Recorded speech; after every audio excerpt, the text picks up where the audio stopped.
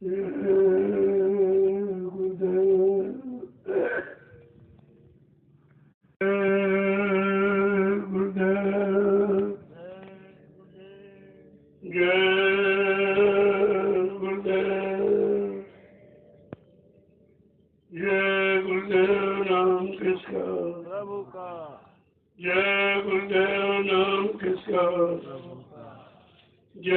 गुरुदेव नाम किसका, प्रभु का प्यारा नाम। सभी सत्संगी प्रेमी भाई जनों, ये काल माया का देश है। यहाँ जो भी आया उसको काल माया के अधीन रहना पड़ा, क्योंकि जिसके राज्य में, जिसके देश में, जिसकी हुकूमत अधिकार में रहोगे उसके अनुसार रहना पड़ेगा। यहाँ कोई जीव अपनी मनमानी नहीं कर सकता। उसने जो कर्मों का जाल बनाया, एक सूर्य से पाप पुण्य कहते हो, उसी कर्मों के जाल में सबको फंसा के रखा, किसी को निकलने नहीं दिया। उसके बाद जब कर्मों के जाल में फंसा लिया तो कभी आपने अच्छा किया, कभी बुरा किया, कभी पाप किया, कभी पुण्य किया, कभी सुख किया, कभी असुख किया। इसी पाप पुण्य की बेड़ी में हम आप सब फंसे पड़े। स्वयं कर्मों के करके किसी ने फांसा नहीं आपको, और तो मतलब जो कर्मों का जाल बनाया, उस जाल में कर्म करके हम आप खुद फंसे, और फंस गए तो निकलने का रास्ता नहीं मालूम। जो भी यहाँ पर आए, ऋषि मुनि योगी मास और तारी शक्तियां, समाज सुधारक, ज्ञानी विज्ञानी, वो सब इसी फंसे रह जाए। मतलब कहने का ये है कि कोई न निकालने वाला आया, न कोई निकल सका। तब लागती आपको मत की संता, तब संतों के हृदय में दया उठी। उन्होंने अपना अमृत मंडल छोड़कर इस रुद्रनी, अपना सतलोक अनामी धाम छोड़कर इस मृत्यु मंडल पर हम सब जीवात्माओं को जगाने के लिए आ गए, लेने के लिए, उनको उनके घर पहुंचाने के लिए। ये कितने युगों का भूला पिछड़ा सोया जीव बेचारा उनको पहचान नहीं पाया कि हमको जगाने के लिए, हमको लेने के लिए, हमको अपने घर पहुंचाने के लिए आए। ऐसे हमदर्दी, ऐसे सुख चिंतक रहबर रहनुमा को आपने पहचाना। जब पहचान नहीं पाए तो समय व्यर्थ में गया। इसी भूल भुलैया में सब रह गए। लेकिन जो लेने आया है वो तो अपना काम करेगा, उसे अपने काम करने के कोई लीला, कोई खेल, कोई करिश्मा करना पड़े तो अपना काम करेगा। और धीरे धीरे अपने काम करने की भूमिका व्यवस्था बनाएगा, और उसी भूमिका व्यवस्था में जीवों को खड़ा करके उनको उनके घर पहुंचाएगा। अब ये भूमिका व्यवस्था कभी यहाँ रही नहीं, क्योंकि कोई निकालने वाला तो आया नहीं, ले जाने वाला नहीं आया, कर्मों के जाल से अलग करने वाला कोई नहीं आया, तो जीव बेचारे पहचान नहीं पाए। जब पहचान नहीं पाए तो जहाँ थे वहीं कोई रह गया। लेकिन हम सब जीवों को सोचना चाहिए कि आखिरकार ये सत्संग वचन क्यों सुनाए जा रहे हैं। इनकी यहाँ क्या जरूरत पड़ गई? क्यों?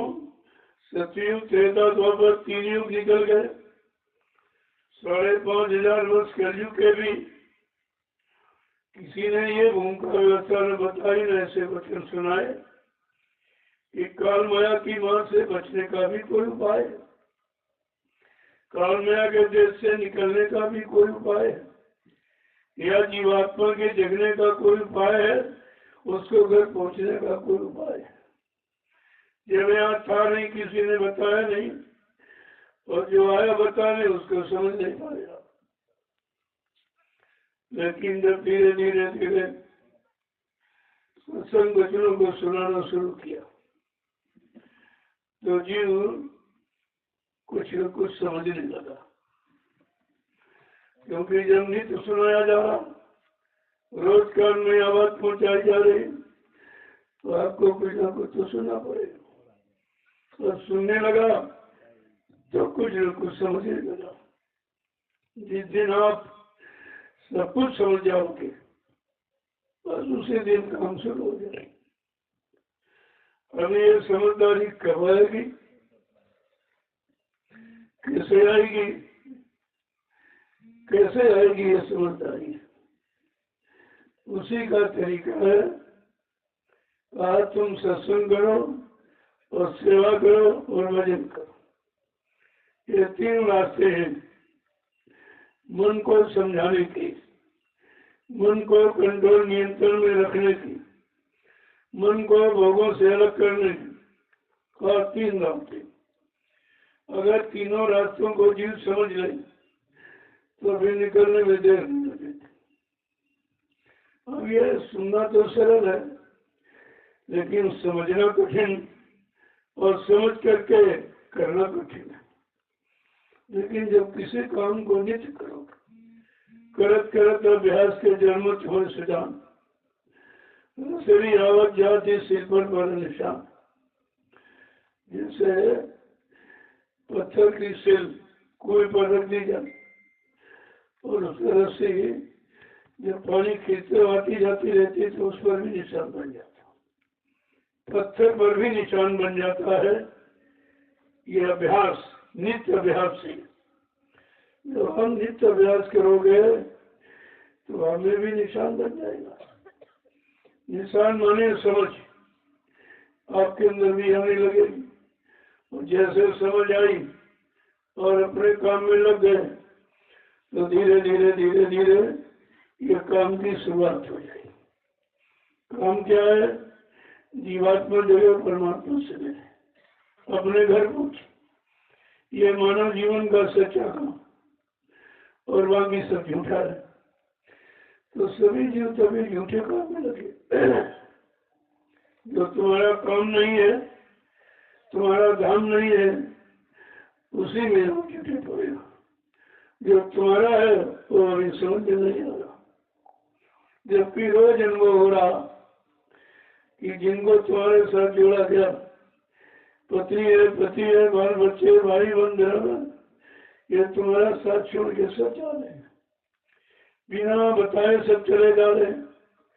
जब जिसकी अच्छी इच्छा या छोड़ दिया साथ चल रहा और तुम देखते रह जाओ, लेकिन कभी विचार नहीं करते हो कि इनमें कोई हमारा होता तो हमारे अनुसार उनसे पूछ के जाता।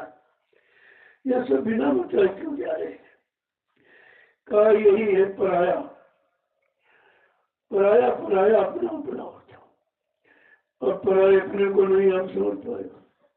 क्या पराया है, क्या अपना है, कौन सत्य है, कौन झूठ है, कौन असल है, कौन नकल है। अगर इस सब चीज को धीरे धीरे समझ लेते हैं तो अपने पराये का अंतर कर लेते हैं। अब यह है, उस काल किसी देश में आए और किसी घर में जाते हो तो तुम्हारी व्यवस्था करता हो, रहने की, खाने की, पीने की, मतलब यानी सब की व्यवस्था। ऐसे जब काल माया के देश में जीवात्मा आ गई तो उसने व्यवस्था कर दी, ये शरीर दे दिया, क्योंकि जीवात्मा बगैर शरीर के रह नहीं सकती, तो शरीर दे दिया। कहा यह शरीर का समय निश्चित है, शरीर में रहने को मौका मिला है, लेकिन उसका समय निश्चित है। वही रात को किराए भाड़े पर गया और समय पूरा हो जाएगा और आप शरीर को देना पड़ेगा। और तुम तो जानते नहीं कि शरीर पढ़ाया है, किसने दिया है, किस काम के लिए दिया, हमें क्या करना चाहिए। तो तुम समझ पाए धीरे धीरे पर शरीर मेरा है। अब शरीर को मैं अपना समझकर और इसी को सजाने में और खाने पिलाने में और सुखाने मतलब भोग देने में आप फंस गए, इसी में बढ़ गए आप। जो पराया है कितना तुमको अपना नहीं हो सकता, कितना कुछ तुम करो वो तुम्हारे अनुसार नहीं कर सकता। अगर इस बात को आप समझ लेते कि हमारा नहीं है तो आप इतना नहीं फंसते। जैसे कोई किराए भाड़े का सामान ले आते तो हमेशा ये कहते भाई हमारा नहीं है, इतने दिन के लिए आए, इसके बाद वो ले जाएगा, तो ये करो कि जल्दी से इसके काम बना ले, इससे अपना काम बना लो, क्योंकि वो आ जाएगा तो ले जाएगा। अगर इसी तरह ये समझ लेते कि शरीर अपना नहीं है, शरीर से संबंधित जितनी व्यवस्था ये हमारी नहीं है, न जमीन हमारी, न मकान हमारा, न दुकान, न दफ्तर हमारा, न पति पत्नी बाल बच्चे हमारे, यह तो उसने एक व्यवस्था, जब उसके देश में जीवात्मा आ गई तो व्यवस्था, और तुम समझते हमारी व्यवस्था की है और उसने अपनी व्यवस्था फंसाने की की है। ये फंसाने का साधन, पहला बंधन देह का, दूसरा क्रियाजान और चौथा पुत्र और पांचवा नतीमान, ये नती पोते आपके, ये 5 बंधन और तुम करो 5 रिश्ते हैं। ये सब 5 हमारे हैं, हमको इसी में रहना है, इन्हीं का काम करना है। तो यही भूल भलैया है। ये भूल भलैया को बड़े बड़े ऋषि मुनि नहीं समझ पाए, योगी ब्रह्मचारी नहीं समझ पाए और तारी शक्तियां नहीं समझ पाई। तो ये कलयुग का इतना गंदा कमजोर जीव जी कैसे समझ लेगा। इसी कलयुग के गंदे जीव को समझाने के लिए सदगुरु दयाल आए और समझाना शुरू किया, लेकिन आप समझे कहाँ। सुना तो आपने लेकिन समझा नहीं। सुनाया जाता समझने के लिए और सुना जाता समझने के लिए। अगर ये दोनों बातों को आप समझ रहे कि भाई क्यों सुनाया गया, किस काम के लिए सुनाया गया, तो फिर तो निकलने में देर नहीं लगती है। इसीलिए देर है कि जब तक आप इसे अपना मानते रहोगे निकलने का प्रयास नहीं करोगे। और जिस दिन ये समझ जाओगे ये हमारा नहीं है, मतलब हम यहाँ आए अकेले थे तो एक साथी पति पत्नी दे दिया, कुछ बाल बच्चे मतलब बेटा बेटी दे दिए गए, कुछ सामान मकान दुकान जमीन दे दिया गया, कुछ यानी पेट पालन और परिवार पालन के लिए मतलब यानी खेती दुकान दफ्तर बिजली व्यापार मजदूरी दे दी। ये दे दी गई, तुम्हारी नहीं है। जब किसी ने दे दी तुम्हारा उस पर अधिकार नहीं है और तुम यहाँ अधिकार जताने लगे, जमीन हमारी, मकान हमारा, दुकान हमारी, ये हमारा, वो हमारा, और ये तुम्हें मालूम नहीं तुम्हारा कुछ नहीं। और उसका नतीजा भी आपको मिलता है। बराबर देख रहे हो परिवार समाज आस पास गाँव मोहल्ले में कितने लोग शरीर छोड़ के जा रहे हैं और कुछ नहीं लिए जा रहा, सब यही छोड़ जा रहा, नंगा जा रहा।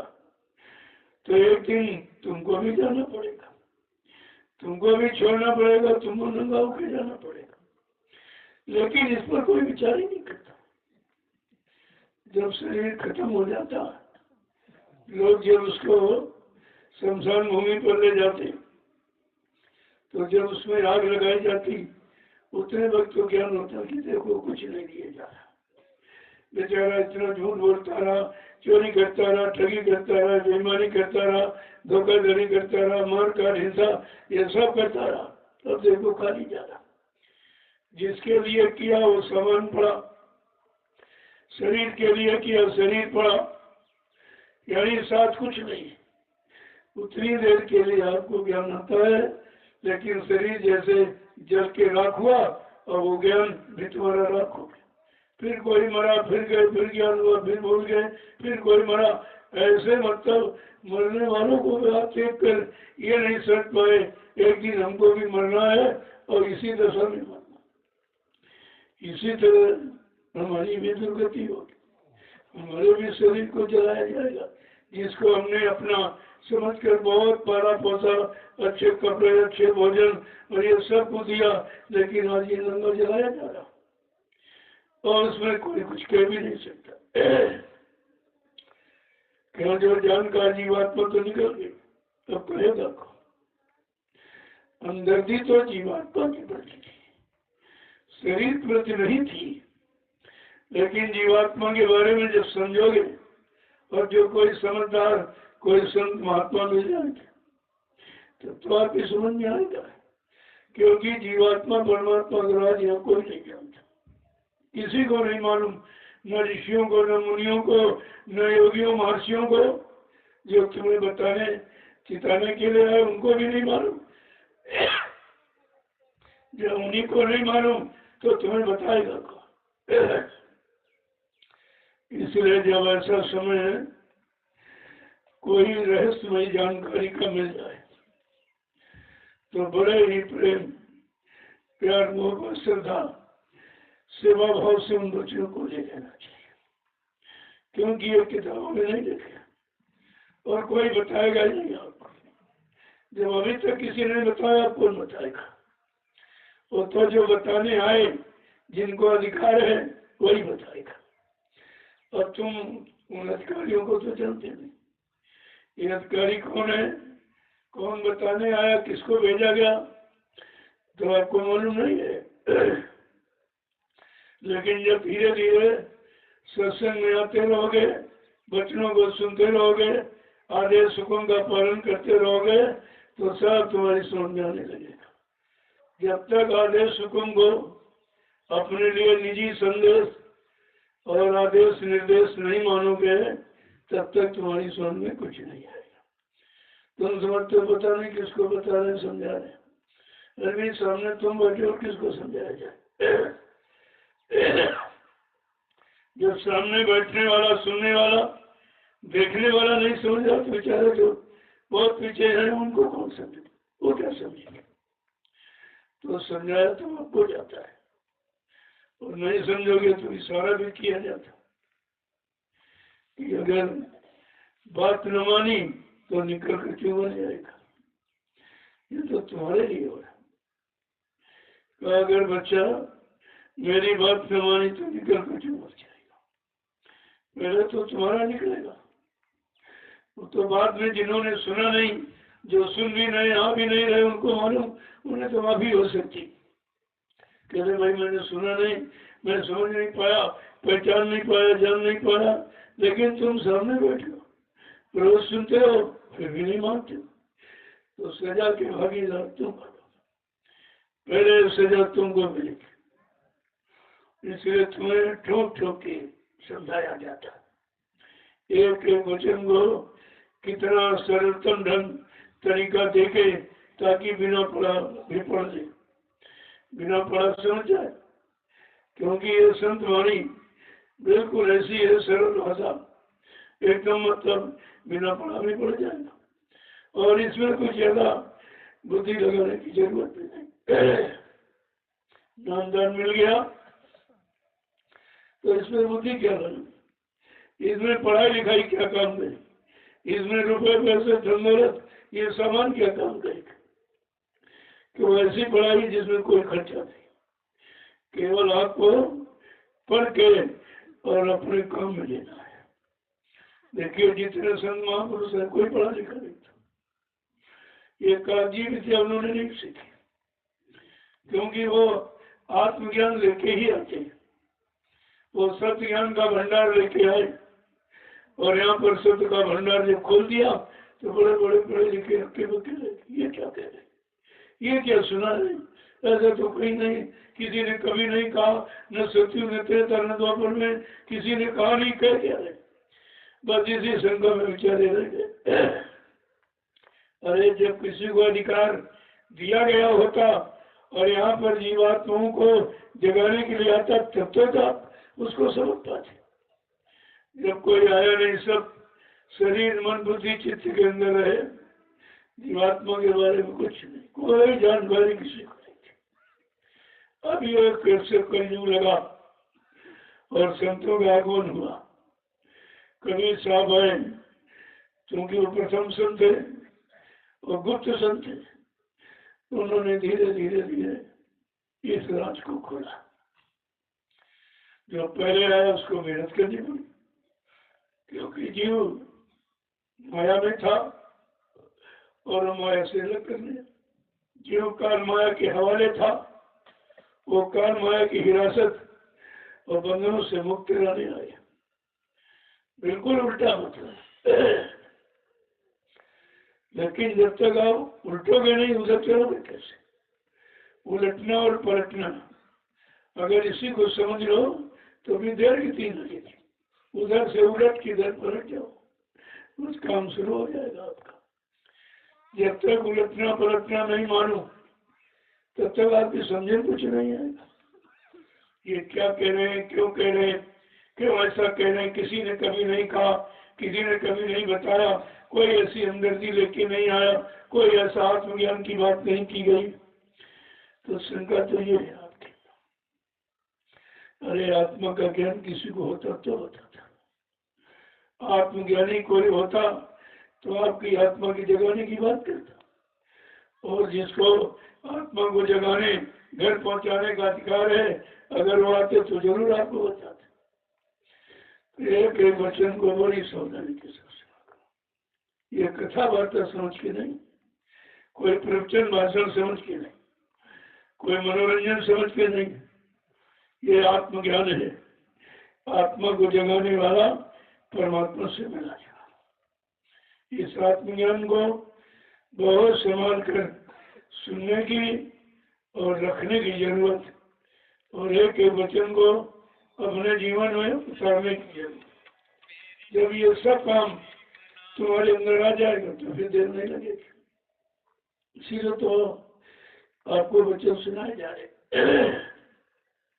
अब सत्संगों की महिमा बड़ी अपार,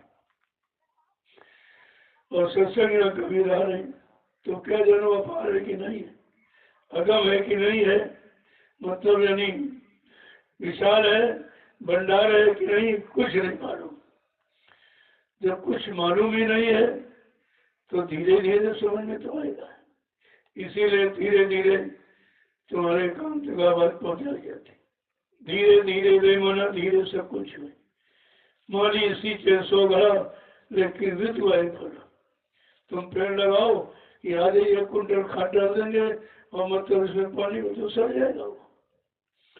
उसको जितनी खुराक चाहिए, जितनी बर्दाश्त क्षमता और जिस जिस समय पर जैसी जैसी चाहिए वो देते रहोगे तो पेड़ बड़ा हो जाएगा, फल देगा, छाया देगा, आपको लाभ देने लगेगा। ऐसे है, इन वचनों को उतना सुनो जितना समझ सको, उतना करो जितना कर सको, तुम्हारे शरीर में सामर्थ्य शक्ति हो। इसलिए यहाँ बहुत धीरे धीरे आहिस्ते से आपको खड़ा किया जा रहा और धीरे धीरे काम में लगाया जा रहा। और कोई काम तो आप कर नहीं सकते हो। पिछले ऋषि मुनियों की तरह कोई तपस्या कराई जाए, कोई संयम त्याग वैराग, कोई घर द्वार परिवार छुड़ाया जाए, क्योंकि आप रह नहीं सकते हो। तो संतों ने उसे निषेध कर दिया और कहा कि कलयुग योग यज्ञ नहीं जाना, एक आधार नाम गुणगाना। कलयुग में कोई योग जब तक भगवान पूजा नहीं, एक नाम आधार। फिर समझाने के लिए कहा, यही कलिकाल न साधन दूजा, मन क्रम वचन गुरु पद। इस कलयुग में साधन और शारीरिक इंद्रियों के कोई नहीं, केवल गुरु के वचनों को मान लो, पहचान लो, जान लो और आदेश पालन में लग जाओ तो तुम्हारा काम बहुत जल्दी हो जाएगा। इतना सरल कर दिया कितना कठिन काम युगों युगों का। ये भोली भटकी जीवात्मा जिसको किसी ने जगाने का न कोई सामान लेके आए और न किसी को जगह पहुंचाए, मतलब यानी कितना युगों का कठिन काम, और आपको एकदम सरल करके दे दिया कि सुबह शाम पहले तो अपने घर गृहस्थी का काम, जो तुम्हारा अपने शरीर बाल बच्चों के पालन पोषण का हो, खेती दुकान दफ्तर बिजली व्यापार मजदूरी का, इसको 8 घंटे करो, लेकिन सच्चाई ईमानदारी मेहनत से करो, ताकि इन पर तुम्हारे पर कोई कर्म कर्जा न चले पा, जिसे तुम मुनाफा और लाभ समझते वही कर्जा। तो कहा परिवार चलाने के लिए 1 रुपए के सामान आप 20 आने बेचो, जो 4 आने मिले वो बरकत होगी। 1 रुपए का सामान 10 रुपए बेचोगे कर्जा लग जाएगा, बरकत खत्म हो जाएगी, कर्जा अलग से लग जाएगा, उसके लिए कितने जन्म आपको लेने पड़ेंगे। इसलिए कहा जब 4 आने तुम लोगों को मुनाफा, उसी 4 आने में तुम्हारा गुजारा हो जाएगा। जब 4 आने लोगे तो कोई बीमारी नहीं आएगी, कोई दुर्घटना, कोई किसी तरह का मतलब नुकसान आपका नहीं होगा। तो 4 आने कितने बड़ी काम किया। और तुम किसी से 1 रुपए का सामान देके 20 रुपए ले आए, कोई बीमारी आ गई तो सब चला गया, कोई झंझट लग गया, कोई दुर्घटना हो गई, हाथ पैर टूट गया, सब चला जाएगा। लेकिन इस कर्म व्यवस्था को आप समझते नहीं हो कि जो कुछ हम कर रहे हैं उसका फल हमें को भोगना पड़ेगा, दूसरा नहीं कोई। अब तुमने परिवार के लिए किया, बच्चों के लिए किया, इनके लिए उनके लिए किया, ये समझ कर हमारा कर्म कर्तव्य है, यही अज्ञानता। तुम्हारा कर्तव्य कर्म कर्तव्य क्या लूटपाट करके बच्चे पालने का, क्या झूठ छल के बाद बेईमानी करके बच्चे पालने का तुम्हारा कर्तव्य है। क्योंकि बच्चों को भी खराब खिलाओगे तो खराब, बच्चे जैसा खाओ अन्न वैसा बने तन, जैसा पियो पानी वैसी हो बेपानी। जब बच्चों को जैसी कमाई खिलाओगे वैसे बच्चे बनेंगे, ये बच्चे बुढ़ापे में तुम्हारा सम्मान नहीं करेंगे। कमाई का बहुत असर पड़ता है। आपने वाल्मीकि जी का नाम सुनो, महर्षि वाल्मीकि महर्षियों में थे, संत नहीं थे, ऋषि थे। उन्होंने अब देखे कि महापुरुष कैसे बदल देते। उनका काम था चोरी का, छीना झपटी राजनीति का था, मारकाट का। तो जब महात्मा समझाने के लिए निकलते हैं कैसे समझाते थे। तो जिस रास्ते से लोग निकलते थे वो रास्ते में बैठ जाते थे। वाल्मीकि जो कोई आया कहे सामान रख दो, जो कुछ तुम्हारे पास हमारे 1.5 भाई के लोग सामान रख देते थे, उसी सामान से वो परिवार।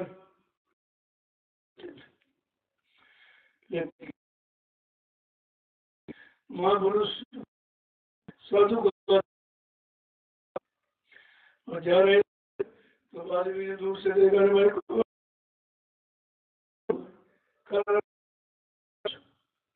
अब साधु के पास रोटी कमंडल था, कुछ नहीं था, तो कमंडल से खवा दिया।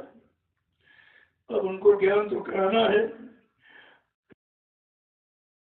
तो ये कमाई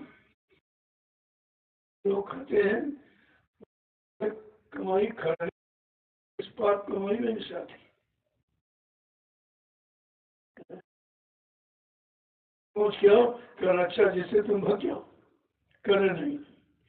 तो साधुओं को रस्सी से पेड़ में और परिवार में पूछने गए। जब पहुंचे परिवार में घर में कुछ आए नहीं, आज कोई मिला नहीं, 2 साधु में उनके कुछ था नहीं उनके पास।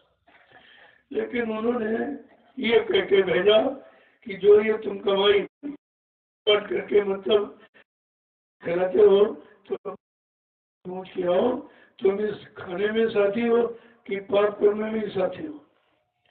तो भगवान होगा हमने तुम्हारे पाप से क्या मतलब, तुम्हारे आप पाप से क्या मतलब। आने वाले पापा में तुम जानो बोला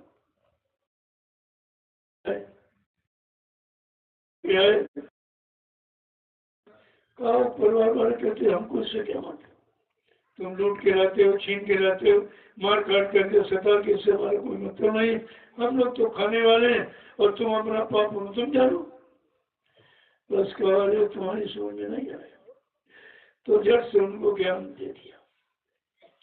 देखो कैसे खींच लेते अज्ञानता और ज्ञान को कैसे प्रवेश कर देते। तो कहा बैठाकर उनको सत्संग सुना दिया और वो बेचारे ऐसे जाग गए कि अपना ये सब कुकर्म करने वाला धंधा छोड़ दिया और उनको रास्ता बता दिया। बस वो नाम की कमाई में लग गए। जब लग गए और मतलब यानी एकदम सुधर गए, ठीक हो गए, तो संसार वालों जाना ये क्या हो गया, उल्टा नाम जपत जग जाना और वाल्मीकि वही ब्रह्म समझा। जग संसार ने समझा वो उल्टा उल्टा, वो उलट गए, अपने मन की स्थिति को उलट दिया। जो मार काट हिंसा छीना झपटी राजनी वो काम खत्म कर दिया और इधर लग गए तो ब्रह्म ज्ञानी बन गए।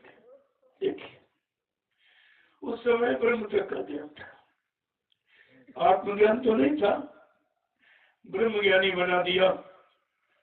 इस भारतीय वसुंधरा का ये लाभ है कि बड़े बड़े चोर डकैत के दिल को बदल देते, लेकिन जब तुम बदलने के लिए कुछ तैयार हो, कुछ सुनने के लिए, मानने के लिए और जीवन में उतारने के लिए तैयार हो, तभी तो कुछ होगा। अगर सब वही कर दे फिर तुम क्या करोगे? और अगर फोकट का मिल गया, कुछ करना न पड़ा तो आप रख नहीं पाओगे। इसलिए शारीरिक कर्म तुम्हें सिखाया जाएगा, क्योंकि ये शारीरिक कर्म करके ही दुष्कर्म पाप करके आप शरीर को खराब किया, तो शरीर को ठीक तुम्हें सिखाया जाएगा। हाँ, रास्ता उपाय बता देंगे और बल पौरुष ताकत सब दे देंगे, लेकिन ये माध्यम तुम्हें करोगे तो धीरे धीरे समझने लगोगे, तुम्हारा भी काम हो जाएगा। जब ऐसे अच्छे चोर डकैत की तरीकों को बदल दिया गया, ये भारत का संतों का ज्ञान है, महात्माओं का ये ज्ञान है कि बड़े बड़े चोर डकैत के तरीकों को बदलते थे, लेकिन मार काट हिंसा से नहीं, खूनी क्रम से नहीं, वैचारिक क्रांति से अपने सच्चे और सच्चे रास्ते पर चलकर और सच्चाई पाने वाले वचन सुना सुनाकर एकदम मोड़ देते हैं, ठीक करते हैं। हमने देखा कि कितनी मेहनत की गई 10 जुलाई 1952 से 2012 तक, और 45 करोड़ जीवों को सही सच्चे रास्ते में मोड़ के खड़ा कर दिया। कितने लाख लोगों ने शराब छोड़ दी, कितने ने झूठ बोलना छोड़ दिया, मांस से गंदा खान पान छोड़ दिया, जो कि यहाँ पर न कोई नेता न कोई महात्मा कर सकता है। तो बहुत संख्या बहुत है, लेकिन ये काम कोई नहीं कर रहा, न कोई नेता कर रहा न कोई महात्मा कर रहा, और दोनों को अधिकार है काम करने का। जब तुम प्रजा के बहुमूल्य कीमती वोट का अधिकार छीन ले रहे हो तो उसके समस्त यानी सुख और शांति देने का भी तो अधिकार तुम्हें को, लेकिन सब अपने अधिकार को भूल गया। और तुम कीमती वोट, मतदान, बुद्धिदान जो परमात्मा ने बुद्धि अच्छे और बुरे पाप उन काम को पहचानने के लिए दी, और तुमने उनको बुद्धि दे दी जो कभी अच्छा काम जानते ही नहीं, अच्छा काम करते नहीं, किसी की सुख शांति का काम नहीं करते, केवल अपने स्वार्थ लोभ लालच का। तो गलती तुम्हारी भी है। परमात्मा ने बुद्धि तो अच्छे काम के लिए दी थी कि अच्छे बुरे पाप उनकी पहचान करना, और फिर मतलब नहीं, फिर वो काम करना जो तुम्हारे लिए अच्छा हो, अच्छाई अच्छे रास्ते पर चढ़ा दे और अच्छाई सच्चाई तो दे दे। देखिए सब चीजें ऐसे नहीं, कोई चीज कमी नहीं है। कमी है लेने वालों की और लेकर संभाल के रखने वालों की और संभाल के करने वालों की, और कर दृढ़ता मजबूती से अपने रास्ते पर रहने वालों की कमजोरी है। इसी कमजोरी को ठीक करने का ये रास्ता है कि सत्संग करो, सेवा करो और भजन करो। इसके अलावा कोई रास्ता नहीं। जहाँ से आप सच्चाई अच्छाई पा सकोगे, सच्ची सुख शांति पा सकोगे, सच्चा आत्मिक लाभ प्राप्त कर सकोगे, कोई रास्ता नहीं है। और जब रास्ता मिल गया तो आपको चलना चाहिए। अरे भाई चलोगे, तुम रास्ता जान के एक ही जगह बैठे रहो तो रास्ता तय नहीं कर सकते, वो तो चलकर ही तय होगी। और मंजिल पर चलकर ही पहुंच सकते हो, और चलना आप जानते नहीं हो। फंसना जान गए, चलना नहीं, निकलना नहीं जाना, उसी को बताने की जरूरत है। और जब बताने आए तो लोग भ्रमित हो गए, ये क्या कह रहे, पता नहीं क्या क्या कह। जब गोस्वामी महाराज जिन्होंने रामचरितमानस लिखा, जब उन्होंने आत्मज्ञान गुरु की कृपा से प्राप्त कर लिया तो कहा चलो हो न हो, ये अज्ञानता में फंसे कलयुग के जीवों को भी चलो जगाने का काम कर दो। उन्होंने घट रामायण लिखी। ये रामचरितमानस तो बहुत बाद में लिखा, पहले घट रामायण लिखा।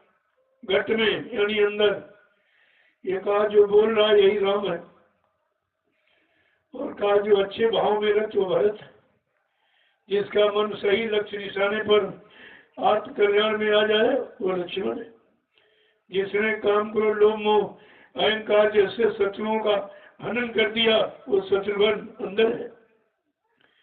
और 10 इंद्रियों को आंकने वाला रथ ये मन भी अंदर, दशरथ ये भी अंदर है, और अहंकार रूपी रावण वो भी अंदर बैठा। यह सब अंदर उन्होंने बताना शुरू किया, यानी अंतर्मुखी होकर अंतर्भेद। तो बड़ा भी जो बहिर्मुखी थे विरोध की, उनको क्या मालूम। जब काशी में ब्राह्मण विद्वान सन्यासियों को जब सुनाने लगे तो उसमें बड़ा विरोध कर, ये क्या कहता, न गंगा मानता, न जमुना, न तीरा, न व्रत, न मुहूर्त, कुछ नहीं, ये क्या है। अब काल की व्यवस्था में फंसे जीव वो बेचारे अंदर का भेद क्या जाने। और जब सुनाने लगे तो सब विरोध करने लगे, इतना विरोध की मार डालने के लिए तैयार, और मार दो उसको, तो क्या कहना। जब महात्माओं को तंग करोगे, परेशान करोगे संतों को, तो श्राप तो देते नहीं, तुम्हारा हित नहीं करते, लेकिन अपनी जो हितकारी व्यवस्था उसको बदलते, ऐसे से ऐसे करते। उन्होंने व्यवस्था बदल दी ऐसे, और उत्तरकांड में लिख भी दिया कि हमने ऐसा क्यों किया, हमको ऐसा क्यों करना पड़ा, ये सतमार्ग क्यों बंद करना पड़ा। तो कहा उन्होंने लिखा है, हरित भूमि संकुल नहीं और समुझ परथ नहीं पंथे, और जिम पाखंड विवाद से लुप्त भयो सदगत। कहा जैसे बरसात के दिनों में जब हरी हरी घास जम जाती है तो पगडंडी मार्ग जो 60 कट है वो अवरुद्ध हो जाते, बंद हो जाते। ये पाखंड विवाद हरी घास की तरह चारों तरफ बढ़ रहा है, इसलिए मैं ये सतमार्ग का रास्ता बंद कर रहा हूँ, जो जीवात्मा को जगाने वाला, परमात्मा से मिलाने वाला, वो बंद कर दिया। अब ये रामचरितमानस लिख दिया, तुम रात दिन चिल्लाते रहो, कुछ नहीं मिलेगा।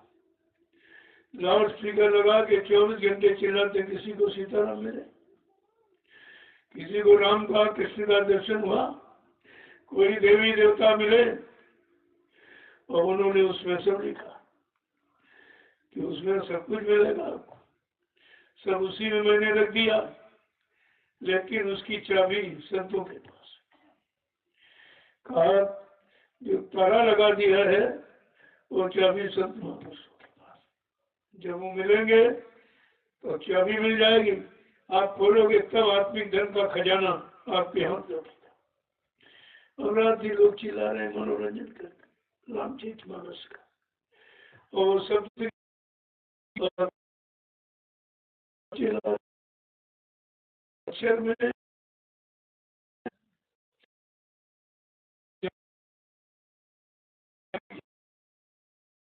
जब कोई संत महापुरुष आएगा तो इस अक्षर ज्ञान को सत्य ज्ञान तुमको सही सच्चे रास्ते पर चलाएगा और सतमार्ग का रास्ता।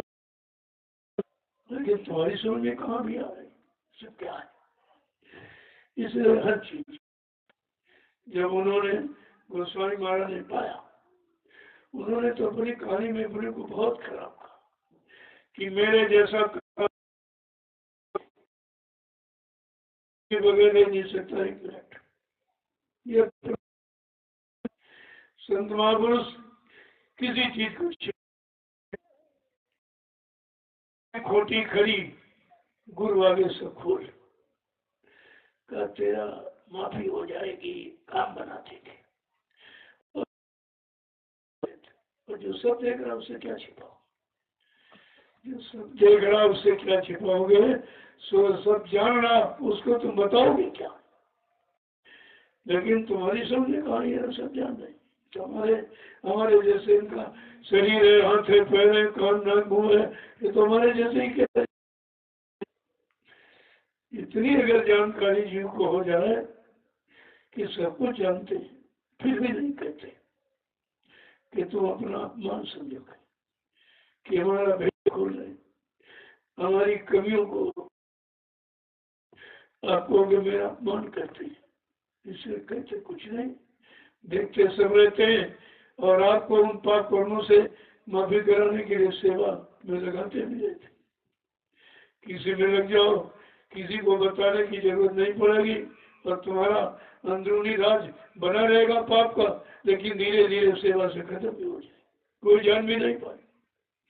देखो कितनी बड़ी अंदर की सब तरफ का सम्मान, इधर भी उधर भी।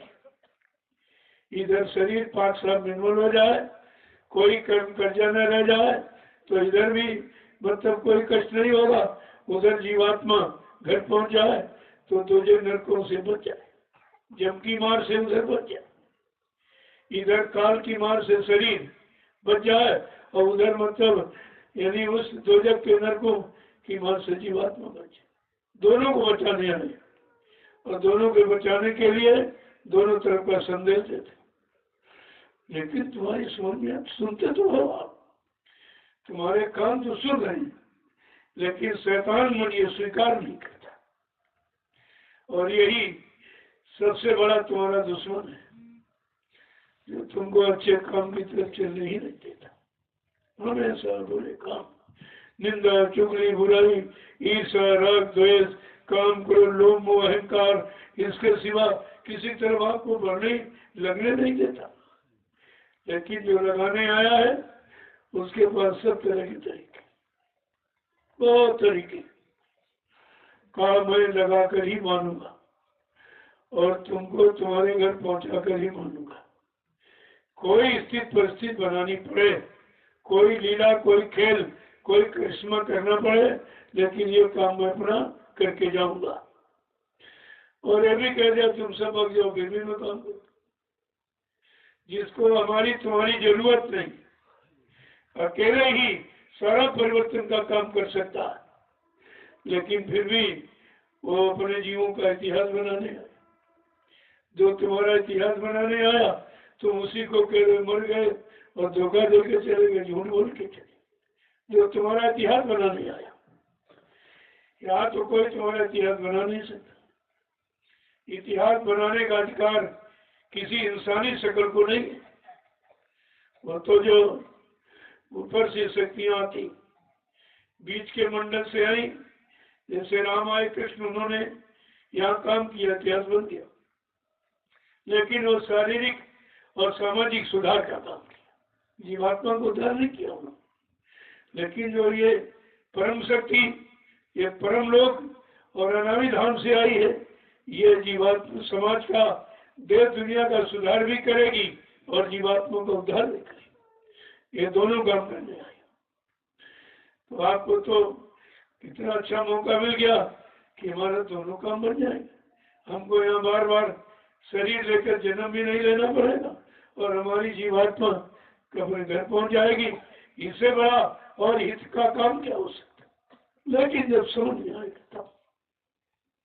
इसलिए आए हो तो वचनों को सुनो और आदेश को मिल जाए कोई सेवा का, उसे तन मन से करो।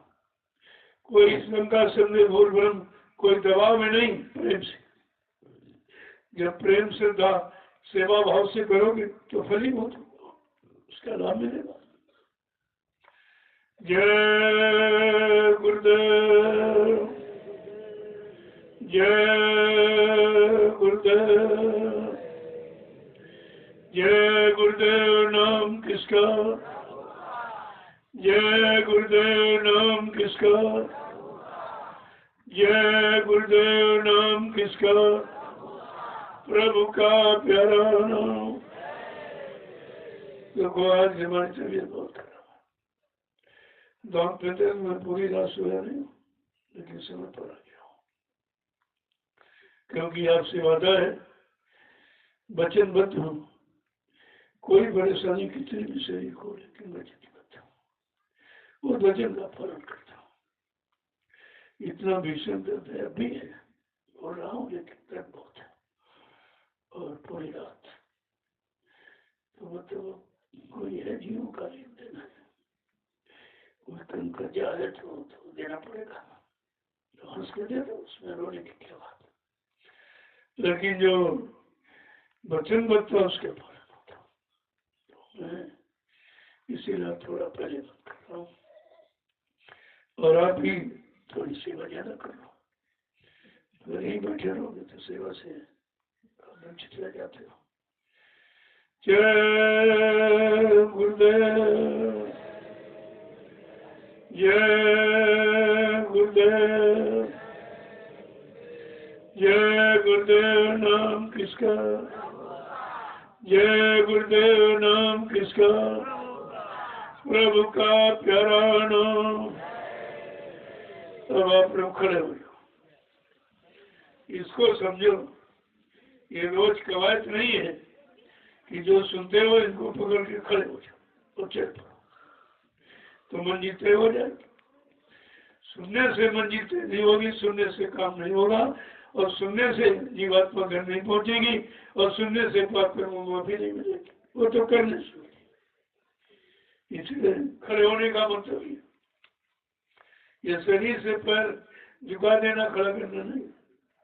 जो आपने सुना इसको मन से पकड़ो, मन को पकड़ाओ, क्योंकि ठीक मन को ही करना। मन ठीक हो जाए सब ठीक हो जाए। मन ठीक हुआ तन अपने आप ठीक। अरे तन तो जड़ है, इसको मन घसीटे घूम रहा। जैसी इच्छा करता काम की तो काम में ले गया, क्रोध में ले गया, लोभ में, मोह में, अहंकार में, लड़ाई में, झगड़े में, इधर उधर निंदा चुगली में, यही ले जाता। इसी बात को तो आपको समझना है कि गलत कौन है, गलती कौन कर रहा, सजा उसी को मिलनी चाहिए। लेकिन आप ये अभी तक समझ नहीं पाए। अपराध करे कोई और, सजा कोई और पावे। अपराधी मन और सजा मिलती तम शरीर को। लोग कहते बड़ा गंदा काम, मारो उसको, मार पड़ रही शरीर, वो बेचारा जड़ है, उसकी कमी क्या? भाई जड़ को चेतन जहाँ ले जाए घसीट कर वहीं चला जाए, उसका दोष क्या? लेकिन मन दिखाई नहीं देता। जो दोषी पापी है, जो सलाहकार अच्छे बुरे काम करने की सलाह दे रहा हूं तो दिखाई नहीं देता, और शरीर सामने दिखाई दे रहा, उसी के मारने पीटने लगते हो। तुम यही नहीं जानते हो असली दुश्मन को मन है। यही सब करता रहता। अगर मन ठीक हो जाए महात्मा, मन खराब हो जाए दुष्टात्मा, मन ठीक हो जाए ब्रह्मचारी, और जरा खराब हो जाए व्यभिचारी। ये सब मन का ही खेल है। मन के हारे हार, मन के जीते जीत। मन हार गया तो तुम हार गए, बैठ जाओगे। अगर तुम इसको जिताना और जीत में कराना सिखा दो तो फिर कभी क्या सिखा। इसलिए महापुरुषों ने इशारा करके मन के लिए क्या कहा? अरे मेरे जीवन का रे मन, तू ही सर्वाधार है और इन इंद्रियों का तू ही सरदार है। तू मुझे पापी बना दे, चाहे तू धर्मात्मा, तेरे बस अच्छा बुरा कहता मुझे संसार है। बड़े बड़े ऋषि मुनियों को डिगा तूने दिया, जिनको इच्छा वासना ने कर दिया लाचार। ये वासना भोग बड़े बड़े ऋषियों को गड्ढे में गिरा दिया। बड़े बड़े राजे महाराजे बादशाह गड्ढे में गिर गए, भोगों में फंस गए, जीवन खत्म हुआ। आज उनकी जीवात्मा उधर वो नरकों में पीटी जा रही, जम की जूतियां खा रही, कोई बचाने वाला नहीं है। अगर इस इतिहास को दिखा बता दिया जाए तो तुम कहोगे हम तो कभी पार नहीं हो सकते, हमने तो कभी अच्छा काम किया है, मन ने कभी अच्छी न अच्छा सोचा और न अच्छा किया, तो आप कहोगे हम तो कभी नहीं निकल पाए। तो तुम्हारी कहानी, तुम्हारी कर्मों की वही तुम्हीं को दिखाई नहीं जा रही। लेकिन अगर कुछ बताया जा रहा, इशारा किया जा रहा, सेवा के लिए समझ लो, कोई न कोई तुम्हारा बुरा पाप कर्म है, तभी आपको सेवा में लगाकर वो उतारा जा रहा। जय गुरुदेव, जोर से बोलो, सब मिल बोलो, बोलना होगा, अभी से बोलो। दुख दर्द हरेंगे, सब कष्ट हरेंगे, सुख शांति भी देंगे, सबके दाता, सबके मालिक। प्रेम से बोलो, ये नाम नहीं इंसान का, ये काम नहीं इंसान का। जय गुरुदेव, ये जय गुरुदेव ये काम करेगा, और ये काम कोई नहीं कर सकता। पूरे विश्व में ये काम किसी के बस का नहीं है। और जय गुरुदेव ऐलान करके कहते हैं, मैं ये करूंगा, ये दूंगा, ये संभाल करूंगा, ये सुरक्षा करूंगा। वो तो चैलेंज के साथ कह रहा है, सुख शांति दूंगा, सब काम करूंगा। अगर कोई भाई दूसरा ऐसा हो तो करके दिखा दे, तो चैलेंज के साथ कहा जा रहा। और लोग अपनी योजना छिपाते हैं और ये नाम अपना काम बता रहा कि मैं ये काम करूंगा, ये काम करूंगा, ये काम। और अगर दूसरा नाम कोई कर सकता तो करके दिखा दे। दूसरे नाम तो बहुत दिनों से हम लाखों वर्ष से हरि नाम सीताराम राधे श्याम लोग चला रहे, काम कुछ क्यों? वो काम करने आए थे, चले गए, तब फोटो काम नहीं करेगी, वो जड़ काम नहीं करेगा, चेतन काम करता। अब बेचारे ये जड़ जीव है, इनको मालूम क्या कि जड़ क्या है, चेतन क्या है, जड़ का काम क्या, चेतन का। अरे अपने समय में आए थे, कौन कहता अच्छे नहीं थे, लेकिन अपने समय के अच्छे थे। और जो समय में अधिकार देके भेजा गया, जो काम का वो काम किया और चले गए। तुम्हारा पिता चला जाए और फोटो रखो तो पिता काम करेगा फोटो से? फोटो से बोलेगा या कुछ समझाएगा या अच्छे बुरे की कोई बात बताएगा आपको? जरा सा भी तुम्हारे तो समझ।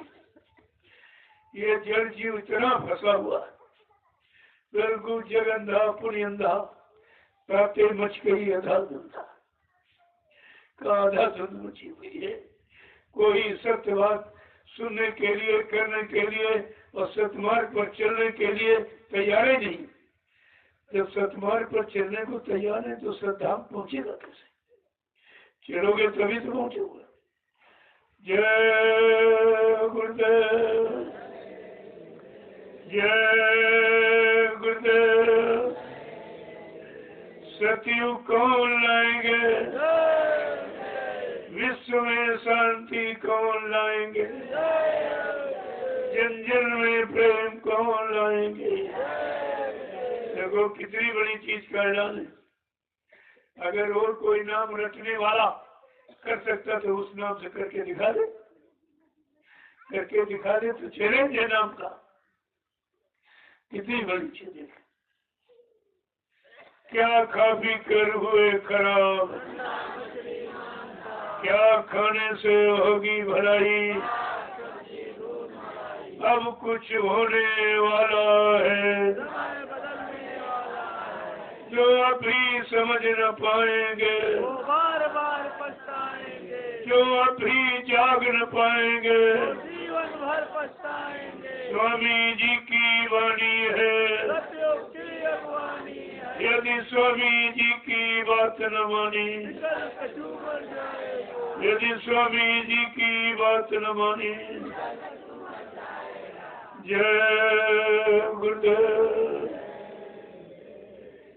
अगर वो किसी के पास कोई भूमिका व्यवस्था है तो सती ला के दिखा दे और कलियुग को भगा दे, मान लिया जाए उसका।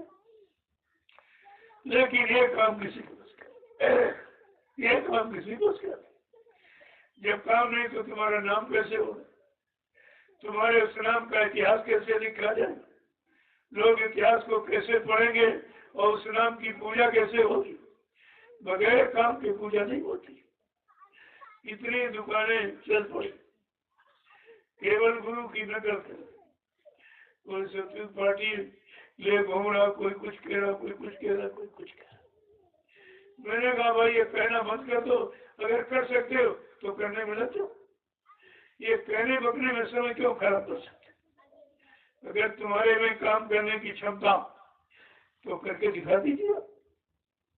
लेकिन ये सब किताबों की रटती पढ़ रही हूँ, सुनाने लगी। जी बेचारा फंस गया, बड़ी अच्छी बात सुना रहा।